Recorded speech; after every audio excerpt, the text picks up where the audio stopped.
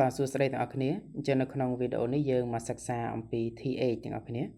អញ្ចឹងអក្សរ TH នៅក្នុងពាក្យមានពីរសំឡេងទាំងអស់គ្នាក៏លេខមកមើលមកយើងមានសញ្ញាបែបនេះបាទគឺមានសំឡេង th បាទហើយនឹងសញ្ញាបែបនេះគឺមានសំឡេង the ហើយនៅពេលដែលទាំងអស់គ្នាបញ្ចេញសំឡេងសញ្ញាទាំងពីរនេះគឺយើងត្រូវដាក់អណ្ដាតនៅចន្លោះធ្មេញបែបនេះទាំងអស់គ្នាគឺ the ហើយនឹង the តោះអញ្ចឹងទាំងអស់គ្នាក៏លេខមកមើលពាក្យមួយចំនួនបាទពាក្យទី1ទាំងអស់គ្នា TH នេះគឺមានសំឡេង th បាទ I នេះ I N នេះ ng K នេះយើងទុកបញ្ចេញខ្យល់ណាបញ្ចេញជាអ្នកនៅចុងបែបនេះ th I ng think អូខេ think គិតទាំងអស់គ្នាយើងមកមើលពាក្យទី2 TH កន្លែងនេះមានសំឡេង th ដែរទាំងអស់គ្នា th I n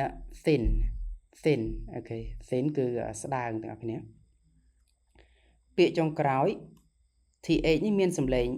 the វិញទាំងអស់គ្នា the is this អញ្ចឹងពេលណាបានយើងដឹងថា TH មានសំឡេង the ហើយពេលណាមានសំឡេង the គឺអាស្រ័យសញ្ញាអានទាំងអស់គ្នាតើតែយើងទៅសិក្សាពីសញ្ញាអានហើយយើងទៅមើលសញ្ញាអានបានយើងដឹងថា TH នៅក្នុងពាក្យមានសំឡេង the ឬក៏ the